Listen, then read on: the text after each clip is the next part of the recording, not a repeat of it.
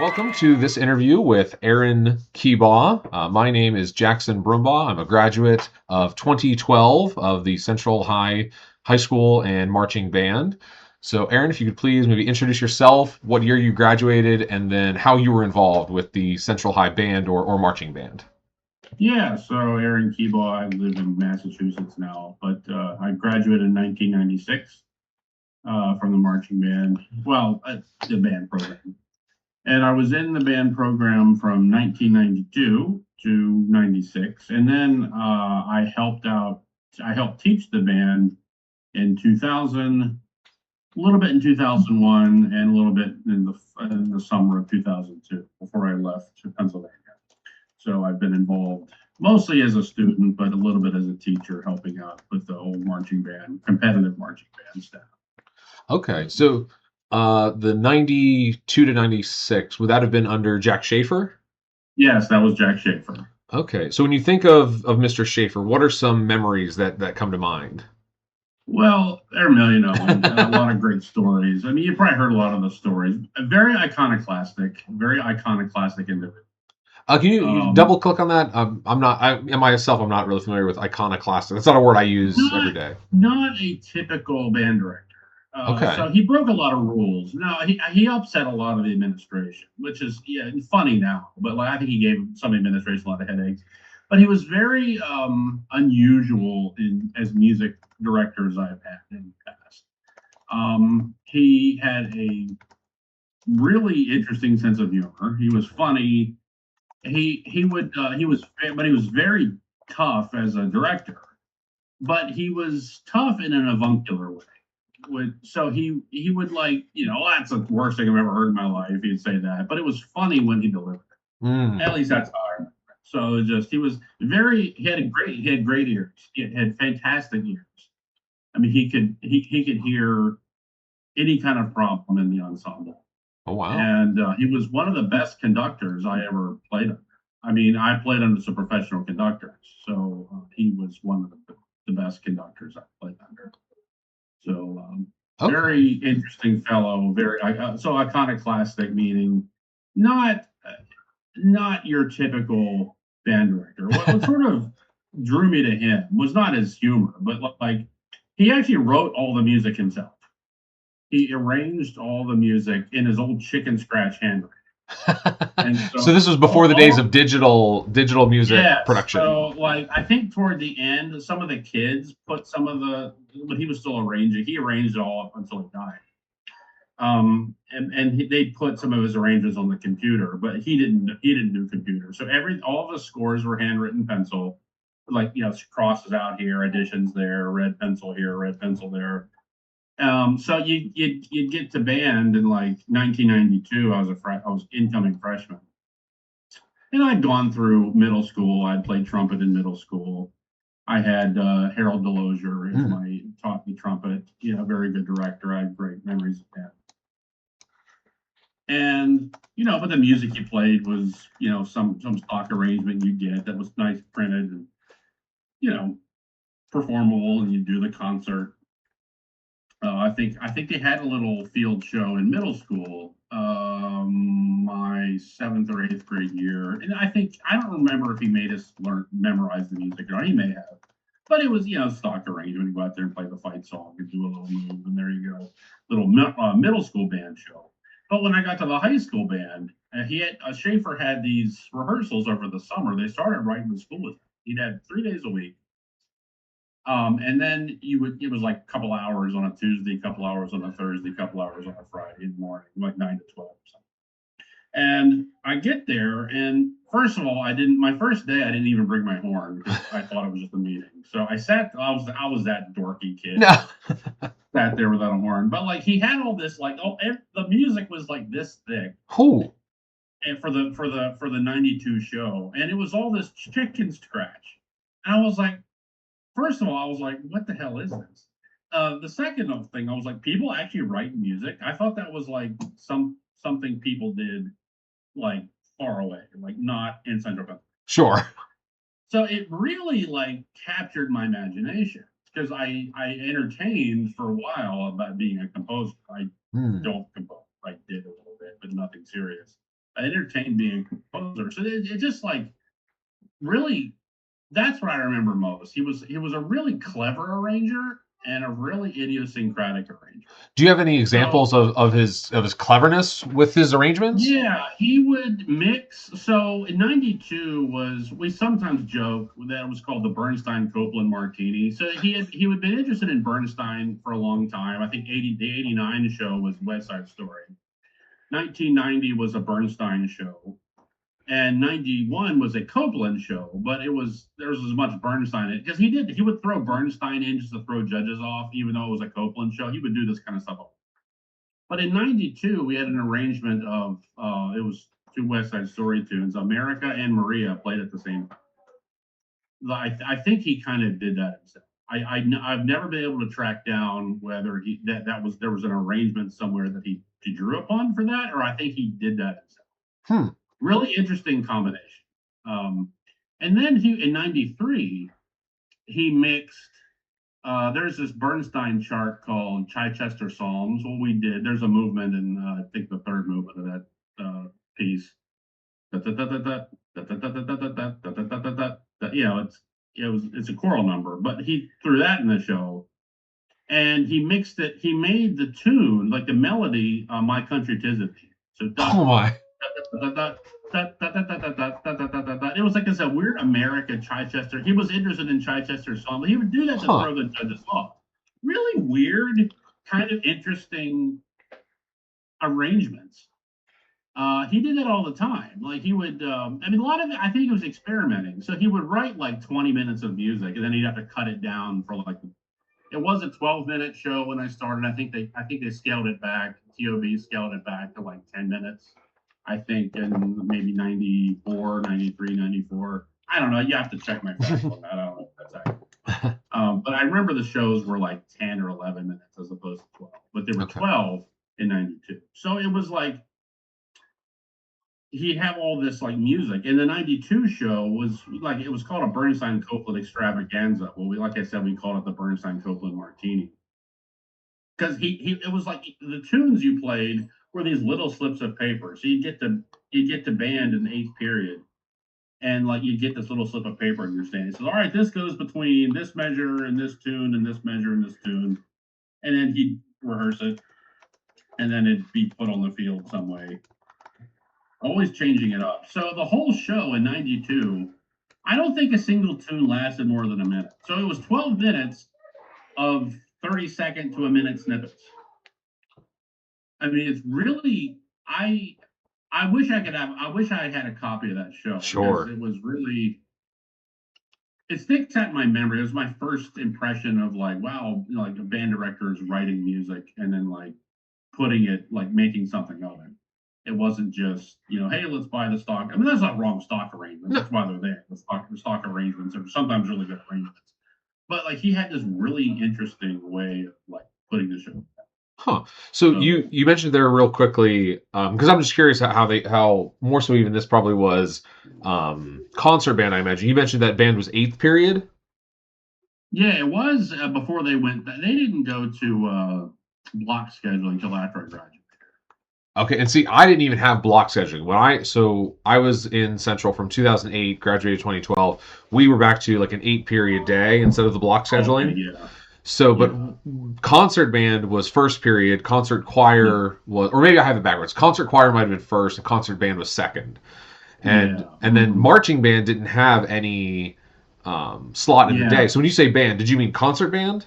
It was it wasn't. It was just band. So Shaffer did when I first started high school. He did the band and the chorus. So the first half it was just 8-period band.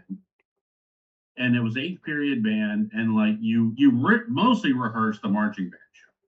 So he would rehearse the music for. I mean, you really wouldn't do this now. It was like this is what I mean. He was iconoclastic. Like he would do things that like a band program today would not do that. A marching band is usually volunteer. Mm-hmm. It's usually after school, and concert band was for the period. I mean, he started doing that a little bit more later, but when I was in school, he was trying to compete, and the band was quite competitive. Like they were in the top. Oh, I remember. There were plenty of trophies in Yeah, that band room. yeah. They never won ACCs, but they were second 4 times and Mm.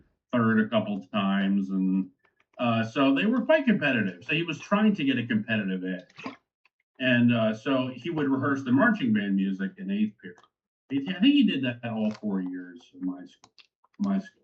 But in my freshman year, he also taught chorus. Mm. So the last after his band season was over, it would be chorus until like it would be chorus in eighth period until like maybe April or May, because he did the Christmas chorus, then some chorus, and I think the first part of the spring, and then he would start writing the show music for the following year. I think we got show music for '93 in December of '92, like snippets, like these small snippets of stuff he would try out.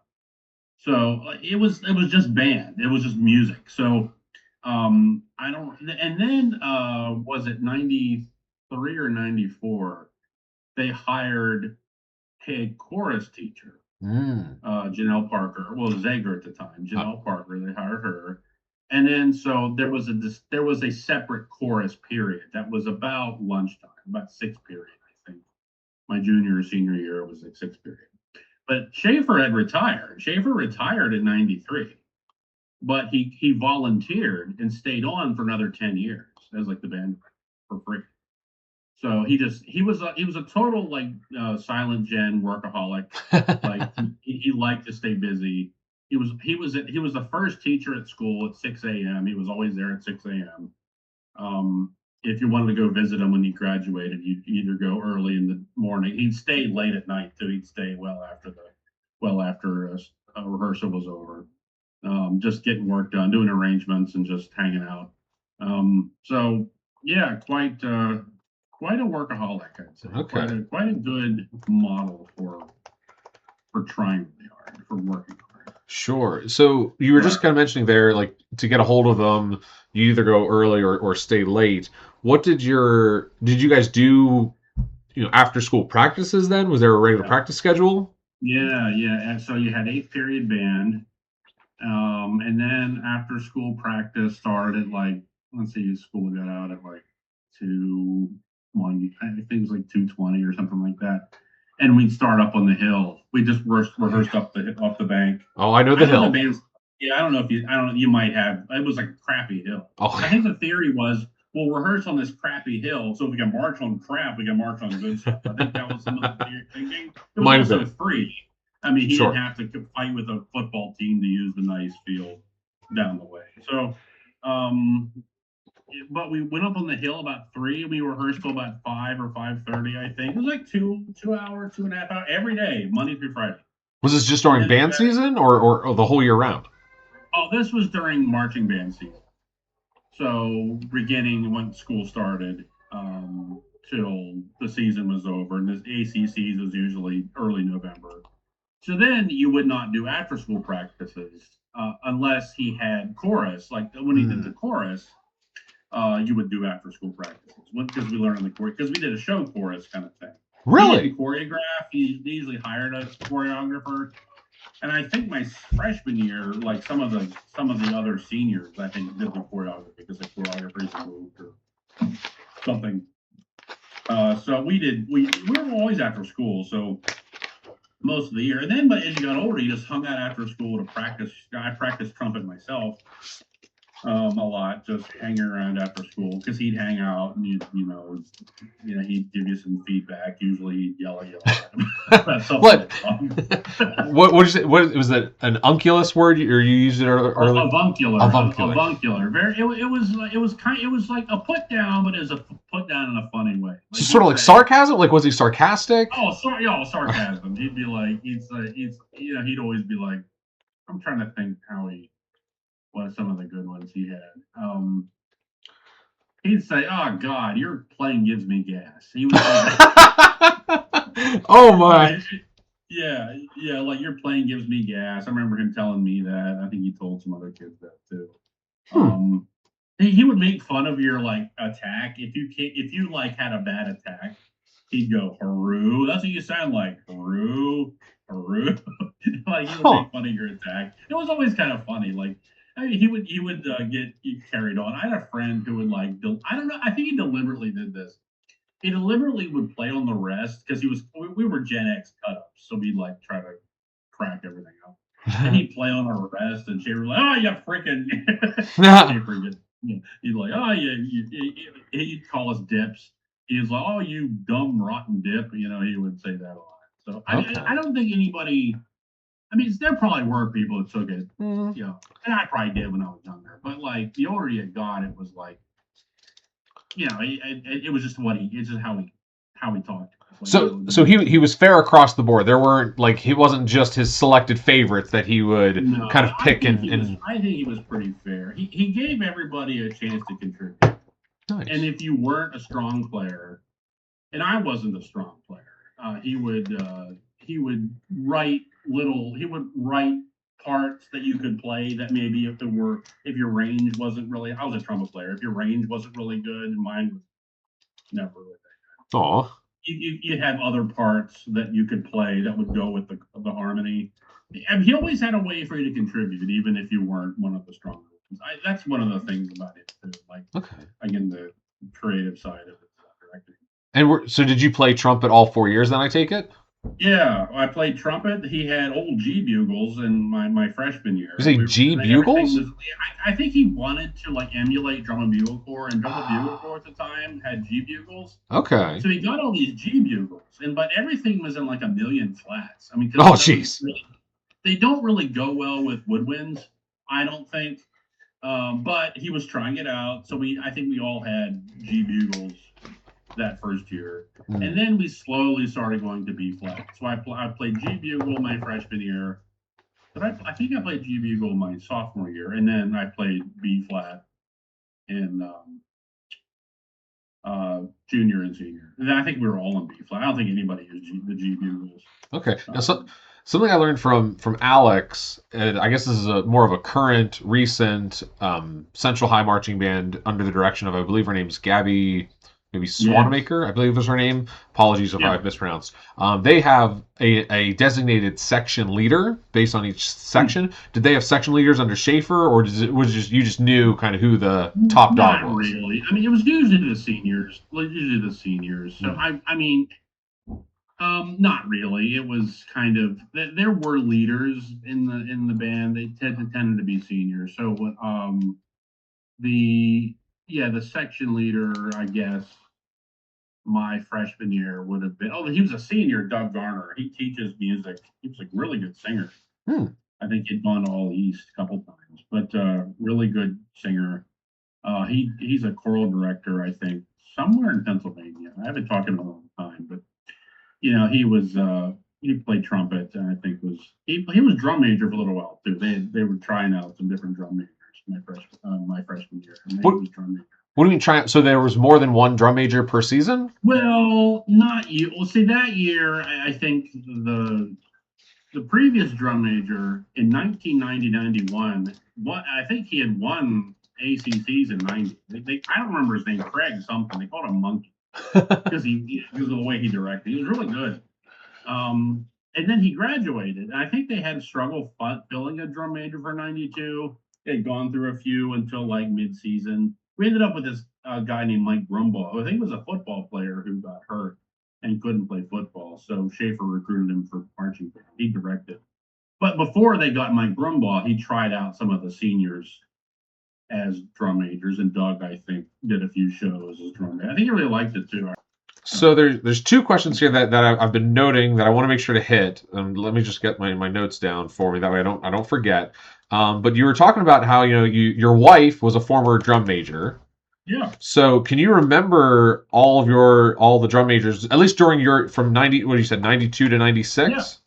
Yeah. Yep. So Mike Brumbaugh, 92. 93 was Trisha Walter, who I think is now. Was it Trisha Walter? Let me think. Yes, Trisha Walter. She's now she's married to Lingenfelder, Trisha Lingenfelder. She's married to Mark Cappy Lingenfelder.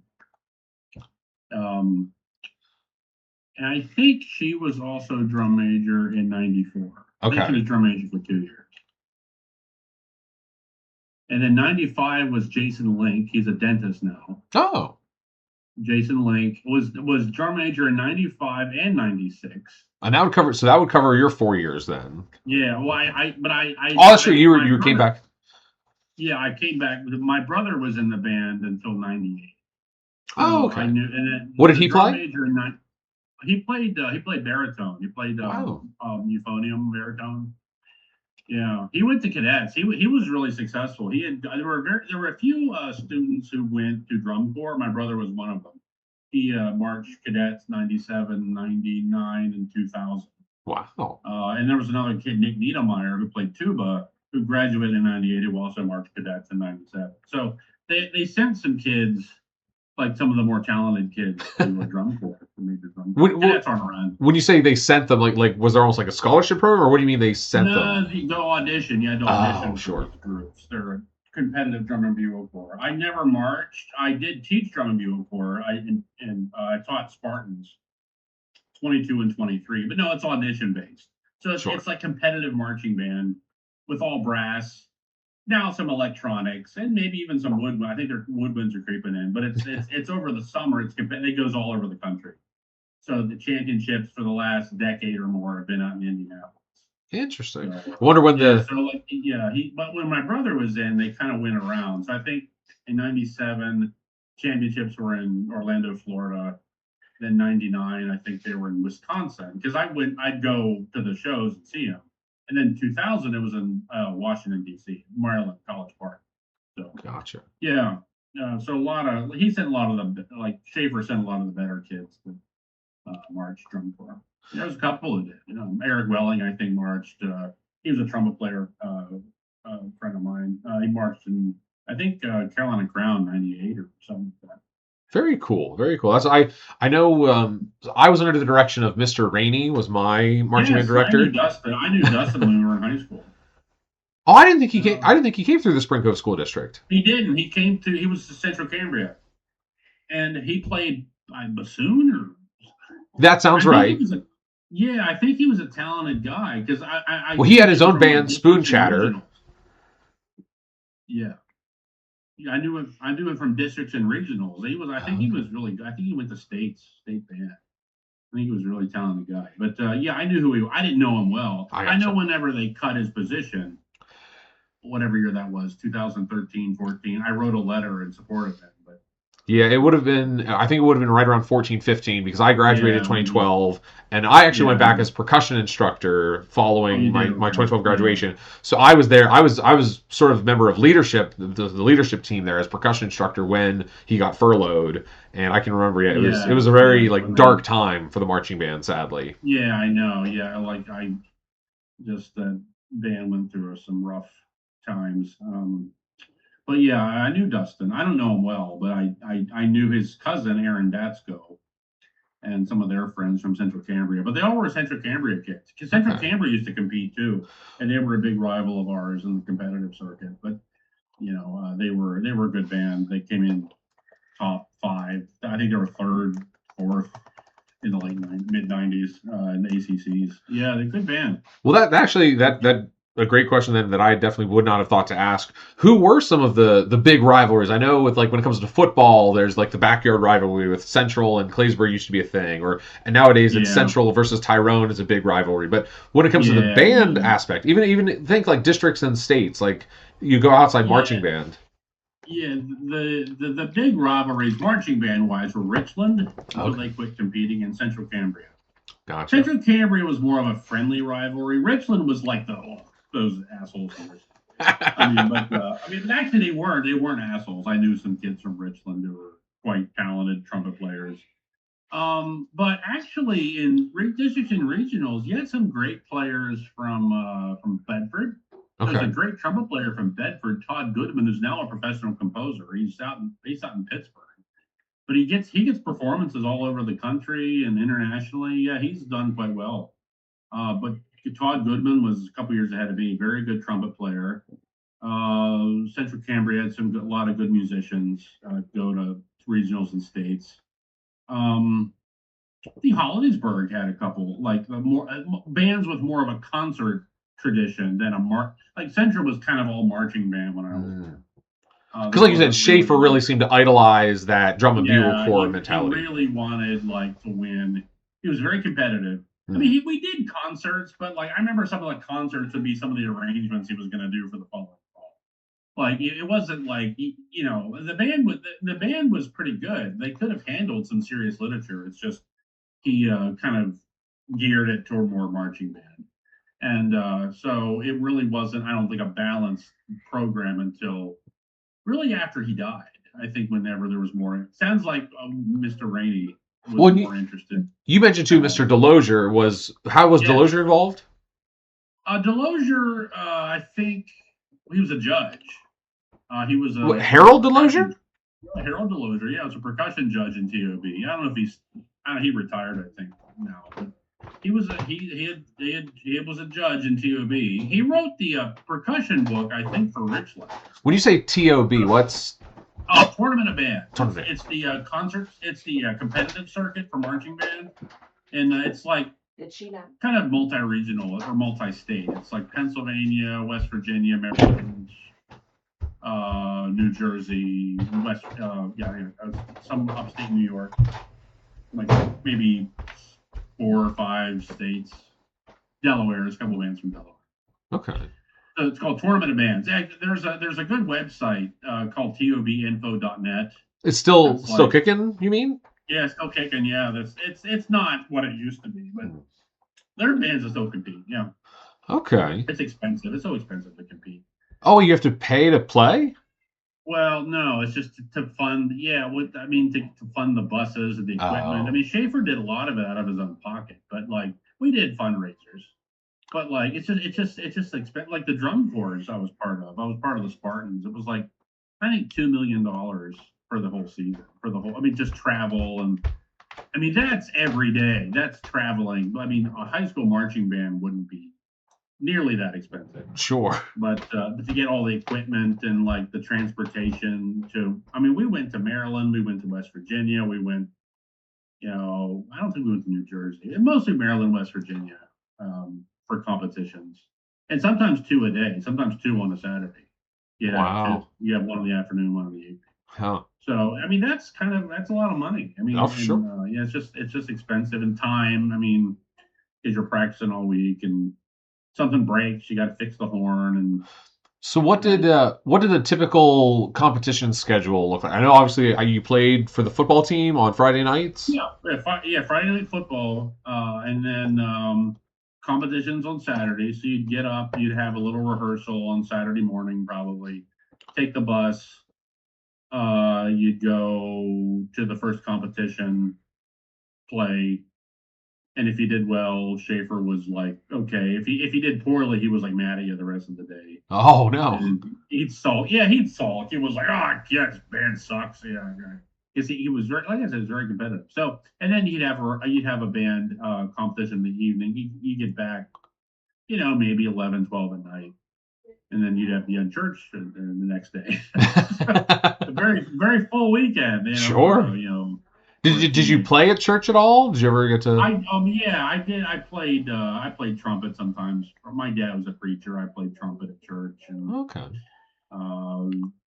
Yeah, I've done music in churches around the area. I taught high school for a little while at Bishop Guilfoyle. Okay. Well, this is a great segue. The note here that I made was, how has music been a huge influence or impacted your life, both back in your developing years, your grade school, into, I assume you went to college, and then now since you've been out living life. Yeah, well, music is what I do for a living now. So I'm a music journalist. And I always said that Shaffer I'm a musicologist, actually. I'm a music historian. Okay. So I went to grad school at the University of Florida.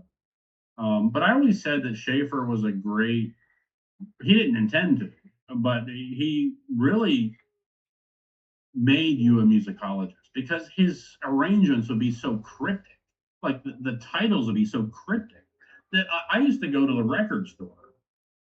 Back when Wall to Wall was in the mall, and then there was Coconuts down by Walmart in the Altoona one. And it'd sell CDs, and I'd leaf through those to find what the hell he was playing.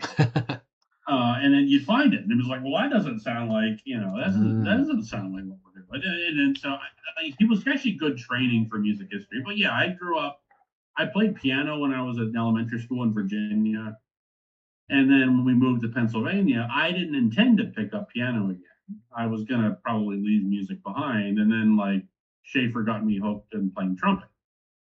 And so I took lessons from him and started taking lessons from this. Oh, he died a long time ago, but he was a guy named Frank Roebuck. Taught lessons out of Russell's Music Store in Altoona.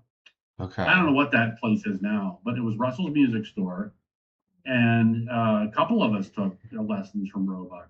He taught all the Altoona kids. He taught a lot of the Bellwood kids. Taught a lot of the Tyrone kids. A lot of the trumpet players who were like competitive at districts and regionals took from Roebuck.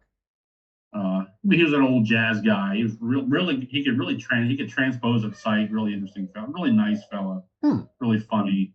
He knew Shaffer very well. So I got into. I figured I was going to do something with music when I was in high school because of Shaffer, really.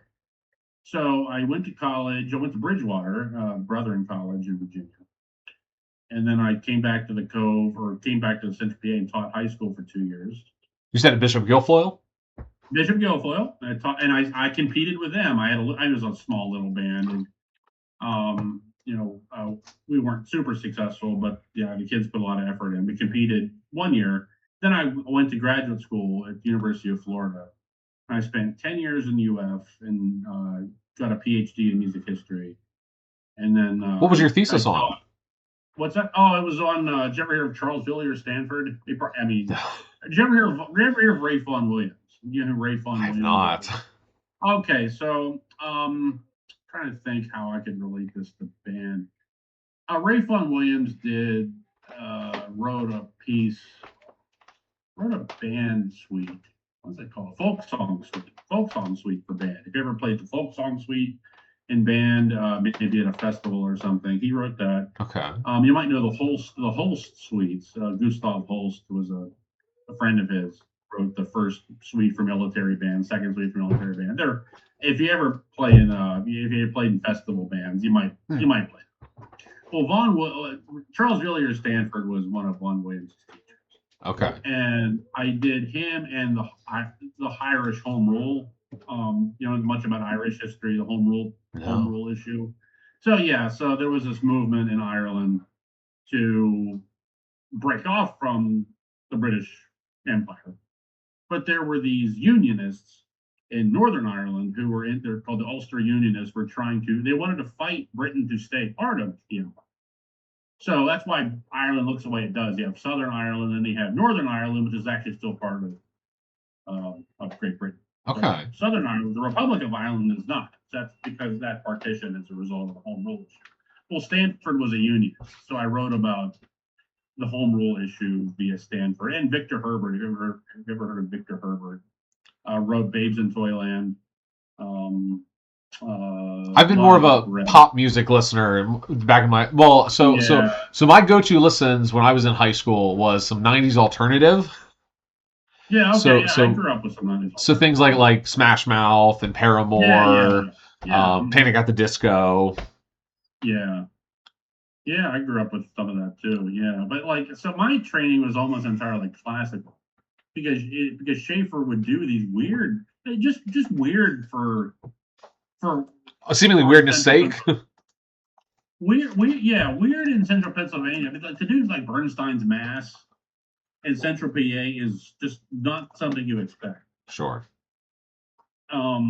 And Bernstein, we did a lot of Bernstein's Mass, a lot of Copeland. I mean, just Appalachian Spring, Billy the Kid. They did Billy the Kid in '96. The stuff that's really out there, Okay. and the marching band. I mean, not so much now, but then it was pretty cutting edge. So just curious here because you got me thinking of it. You performed the show, your marching band show Friday nights as like a practice for the Saturday competitions. When you were in the stands, did you have stand tunes? Did you play during the game at all? Yeah, we did. My freshman year, I think we just played show music. He didn't really have show tune or a set stand tunes. Now he may have had years before that, but we played show music. So our opener was Fingering a Chaw by Copeland. Okay. And so like they have a touchdown and when we played a fight song, Central High School, CHS fight song. And then like he played Chaw or something. And like the fans were like, what the heck is this crap? So I remember this guy, this older guy behind us was like, what's that called? Thumbing through the yellow pages? And we're like, no. So I had to explain it's Chaw. Like they don't, is it Copeland? It's like not a hugely popular thing. So he didn't play stand tunes really until the second year. So my sophomore year, I think they started playing stand. So the stand tunes would be like a charge, and what else did he play? He wrote a couple. He wrote like a little mambo that we did. Kind of reminds you of have you ever seen? I'm sure you've seen the movie Drumline with Nick Cannon. Yeah. So would you describe Jack Shaffer as kind of the director from the movie Drumline? Would that be kind of a fair comparison, or what would you say was the differentiating factor between the director in Drumline to Jack Shaffer? Because I can remember, like, I picture the scene where he's, Flight of the Bumblebee, and the stands are kind of, why are they playing Flight of the Bumblebee? He was like that. Shaffer was, like I said, that iconoclasm kicks out. It's just he was so odd and original, and like he wanted to. I think he liked to poke the bear. He liked to be different, and he would. Yeah, like just like playing Chaw in the stands, just to screw with people. I think, yeah, he'd do that with the judges too. He'd screw with the judges. Just very much a play Fight of the Bumblebee. It's not fight song. Shaffer would watch the football games, like he wouldn't even look at it. He would just stand there and like with his back to the game. And then we'd have to say, Shaffer, they have a touchdown. All right, play. And then we'd play. He didn't even watch. I see. And he was also like, hey, I don't think he liked football. It's not everyone's cup of tea. Yeah, not his cup of tea. I mean, I don't know if he never talked about football. Maybe he did when he was younger. I don't know. But he never really seemed like he cared about football that much. It was just something he did. I tell you this, he was a veteran of the Korean War. And he took the Veterans Day stuff very seriously. Like would you march in a Veterans Day parade, or what were the or at least Memorial Day? He took Memorial Day. Veterans Day he took seriously too, but Memorial Day parade took great. I understand. So we did the parade in Ring Spring and Martinsburg both. He would always say, "Stand up for the flag," and don't desecrate the flag. He was very, he was a very serious veteran. He was very serious about it, but he wasn't serious about. I mean, he was serious as a musician, but it was almost like that iconoclasm. He was just kind of. He was a unique unto himself type of man. Yes, very much so. I think I'd have some colleagues and who would back me up. Yeah.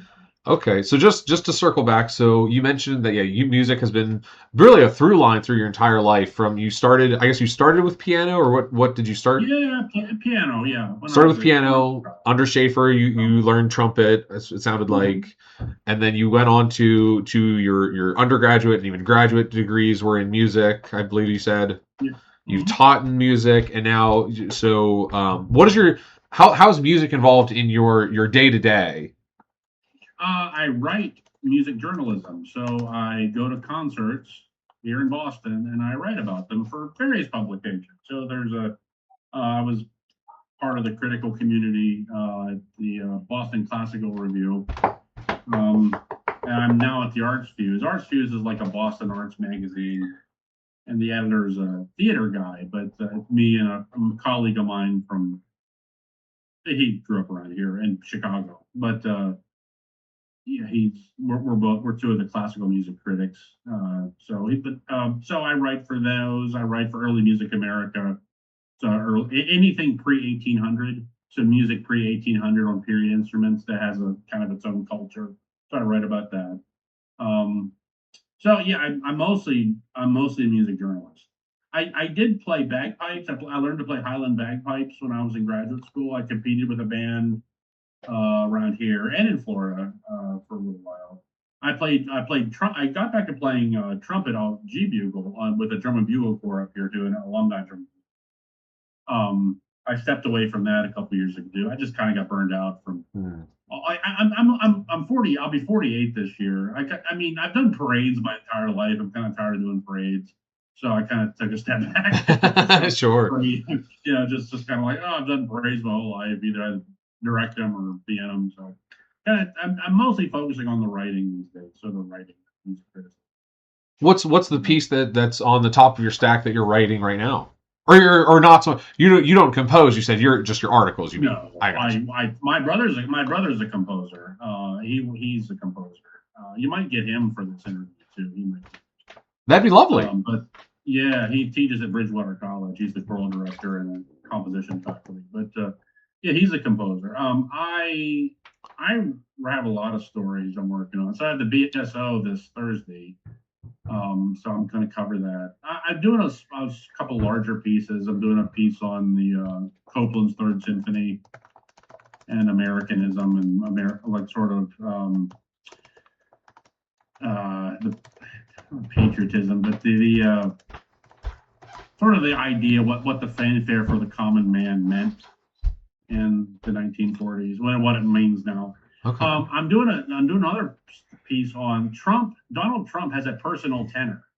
He has a personal tenor who sings at his rallies and is saying, yeah. I did not know this. You can look him up. He's called America's Tenor. He's a guy from Long Island. He's Italian American, and he sings he sings a lot of different songs, but he sings this opera aria, Nessun Dorma, at the end of every Trump rally. Interesting. Yeah. Yeah, that's. I guess that'll be my little factoid of I didn't know that. Yeah, it's like Christopher Macchio. You can, he's not a bad voice, but well trained. But he's a professional singer. He's all over the internet. So I'm doing a little story on him. Well, I won't be sure if once you finish those pieces, or if there's a particular article that you've written, we'd be happy to maybe link it in the description below. Is there a particular piece you'd like to shout out that you're really proud of? Yeah. Well, I don't know. I can send you some. Recently, I did one on. There was just they played here in Salem. It was the Boston Artists Ensemble. Played the last three Mozart string quartets. That turned out okay. But I have some. Now, would these articles, are they hidden behind? Yeah, Yo-Yo Ma I wrote about. Really? Are these articles hidden behind a paywall? Like, if people wanted to read your articles, where do they go to read your content? No, they're ArtsFuse on artsfuse.com. I have some if you click under music, because it's ArtsFuse is a lot of different arts. Okay. But no, it's not paywall. It's that's a nonprofit, so they get money from donations. But lovely. Early Music America, even, I think, is not paywall. It's Early Music, and my stuff on Early Music America shows up if you search for it. Okay. Classical Review, my old Classical Review stuff's not paywalled either. So most of the stuff happily isn't paywall. Thankfully, yeah, I've run into enough paywalls in my day. Yeah, I know. It's when all this started, like, nobody had paywalls. They just put it up for free. Yeah, so that's kind of. They can get that anymore. It's still good. So if you could have a piece of advice that you would give to today's seniors, or maybe picture what you would tell, young Aaron Keebaugh graduating high school, what would be the one thing you would make sure to tell, your senior graduating self, or even to the seniors today graduating? What would be some pieces of advice that you would want to give to your old self, or that you'd give to today's seniors? I'd say most of it would be with kind of self-control kind of stuff. Because I had this, I guess I would say, relax. Don't take the bait. Don't just going into music. First of all, it's very competitive, and people will tell you you don't measure up. Mm. And I didn't let that get to me. It did get to me. It did get to me. But it didn't let it stop you. It's just I didn't let it stop me. So I guess I would try to tell myself, just don't let it get to you. I would say, because I would bend myself and twist myself in the knots and be arrogant when I didn't need to be. Oh. Yeah, just relax. Probably just relax. Like if you screw up at 18, it's not the end of the world. If you screw up at 25, it's not the end of the world. If you screw up at 47, it's not the end of the world. You can make amends. I'd say try hard. don't try to be the absolute best because, first of all, that's hard to define. It's always in somebody else's head. So compete against yourself. I would say compete Mm. against yourself. So where were you a year ago? Where are you now? Are you a little better now? That's a success. That can be a success. See, when I was in high school, yeah, I didn't go to states. I wasn't really a great trumpeter. I was not a great trumpet player. Now I thought I was. I mean, you probably heard stories about the trumpet ego. The trumpet ego Well, is always in. there's a Well, that's what stereotypical trumpet player, and we don't need to discuss him because he yeah. talks about Well, himself enough. I was a little bit like that. Probably more than a little bit like that. Just kind of egotistical and thought I was better than what I actually was. So I would say, just try to, compete against yourself. Hmm. And like, if you compete with other people, you're probably, I'm gonna lose. I'm just gonna lose because you lose your focus. So I mean, I was not at the top. I think I came in sixth at districts, and I didn't go to states. So I got second chair at regionals and like third part, second. I can't remember third or second. I think second part. But it's cool. But you didn't go to states. States is hard. States is a little more competitive. But it's just I wasn't that good, but I thought I was that good. So it just um yeah, just cool the ego a little bit. Just relax and Enjoy the moment. enjoy the moment. Yeah, because I think I probably let a lot of great moments, what could have been really good moments, pass by being thinking I knew everything. So, now Shaffer made fun of me for it later when I was helping him teach. He said, "Oh, I hope some kids like you." I was like, "Yeah, I know." I said, "I was an ass. I know I was." I said, I luckily grew out of it, but What? he laughed. He laughed when I apologized. So I think that could be a good closing note here. You're mentioning, yeah, like so you maybe missed some memories, but what's a memory that you didn't miss? What's when you think back on your time through the Spring Cove music program? Could you pick a favorite memory, or maybe if not favorite, most impactful? Like what came to mind when I say your favorite memory from your time involved with the CHS or Spring Cove music program, My favorite memory, or like I said, the most impactful, just if something came to mind. probably learning learning how music worked from watching Schaefer work. So I was really attracted to his example. I was really attracted to the fact that he arranged his own music and that he conducted so. Hmm. Because I think I took that pretty seriously. That's what sticks out in me. Like it was not. I mean, yeah, all the funny stuff is great, but like he was a serious professional. He opened your eyes to On the a mechanics of music. Yeah, on a musical level, like just like he wouldn't he didn't teach me how to arrange. He would just leave us. He would actually leave his scores out on the front stand in the band room. I don't know. Did people hang out in the band room when you were in school the Oh way we yes. did? We'd go to school. Yeah, okay. So you know what it's like. So like he would leave his scores out on that stand there, and I just studied them. I just looked through it and think, all right, well, if the clarinets are in this key, the flutes are in this other key. How do they relate? And I would kind Mm. of learn by studying. So I guess that's what sticks out of my memory is like his musicality, his musicianship. He led by example, and he really inspired me to work hard. So I guess that's it. Awesome. Well, I want to thank you so much, Aaron, for your time here. It's been a lovely chat that we've had, and Yeah, like you mentioned, maybe we'll have to get your brother on the show here and yeah, get him to chime in on the CHS marching band oral history project. yeah, So, if there's anything you'd like to sign off to leave with our audience, feel free to leave some yeah. closing notes. Just I'm really glad you're doing this project. I think just the whole history of the marching band, or the band program. I shouldn't say marching band. It's more than a marching band. But the whole history of it's I think very intriguing because I'm glad it's survived. I'm glad it's thriving. The marching band program and the concert band program and the band program in general. Seems like there's a lot of kids in it now.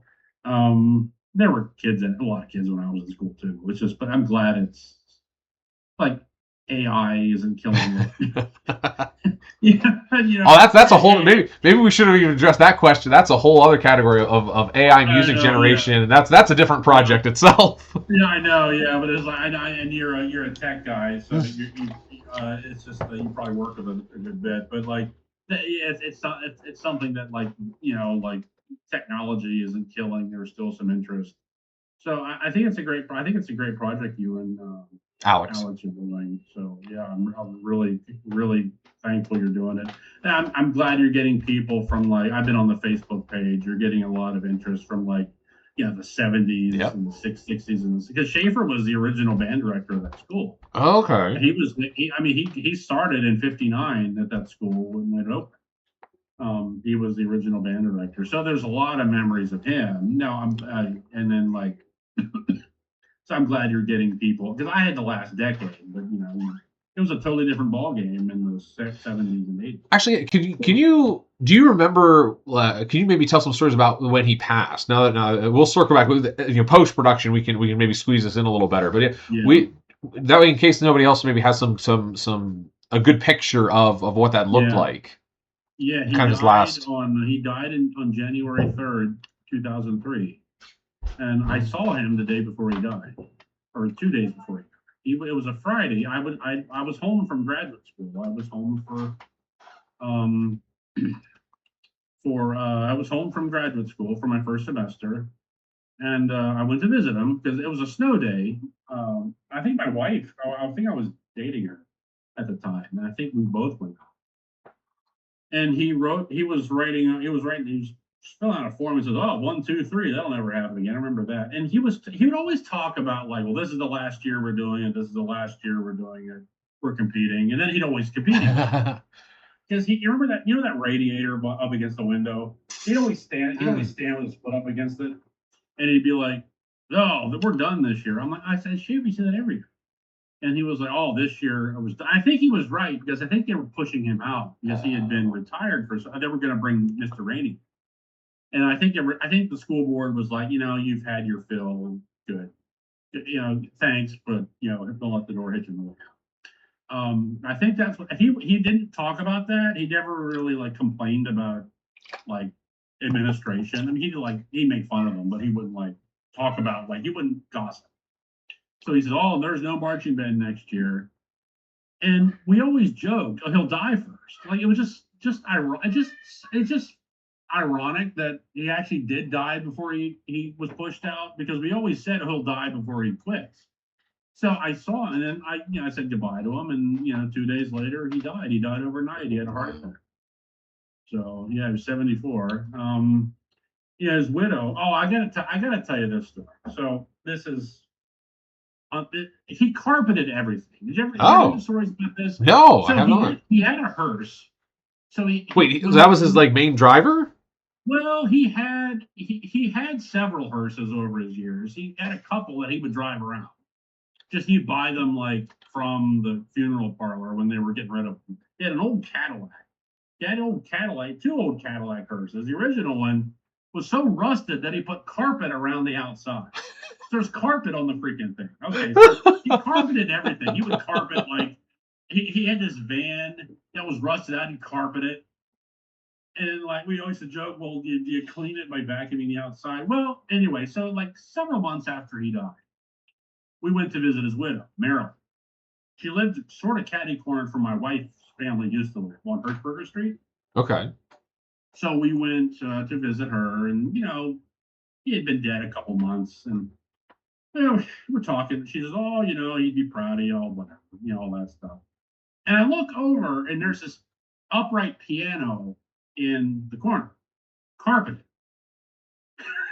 He carpeted the piano. And Marilyn said, "Well, you know how Jack likes to carpet everything." I'm like, "All right, so carpeting a piano totally obliterates any use of the piano. It's just like the piano, it wouldn't sound at all, but he put carpet on it because that was what he did." So I didn't know whether to laugh or cry. So like Aw. that's a story I can leave you with. He carpeted this piano. So I got this. I mean, he always left Shaffer like laughing because he would say something so ridiculous. And if you go visit his grave in Bellwood, there's a Mickey Mouse is on his gravestone, on the reverse of his gravestone. And I think what it's I can't remember what it's a cemetery close to the high school Okay. of the main road. Now, so you're giving me a task here. You're giving me a homework assignment to track it down and get some pictures. It's on Find a Grave. You can see it on Find a Grave, but like if you go to his gravestone. Sorry, it's a website? Is it like findagrave.com? Findagrave.com. Yeah, oh. I think I wrote the little obituary of him. But there's some pictures of him on Find a Grave. But I took a photograph of his. But if you want to go see the stone, it's up in Bellwood. And when he died, I mean Marilyn's there now too. But when he died, she put that Mickey Mouse on his stone. She says, "Well, I always wanted people to laugh when they visited." Oh, so he wasn't necessarily a Disney fan. He liked Florida. I don't remember if he liked Disney, but he loved going to Florida. Like he and Marilyn took trips down there a lot. I think he drove. I don't think he flew a lot, but he always drove because he would always go to Florida sometime during the year. But they would get down there for like a week or something. But I think it was just to make people laugh because he always left Shaffer laughing. He always left him in a good mood.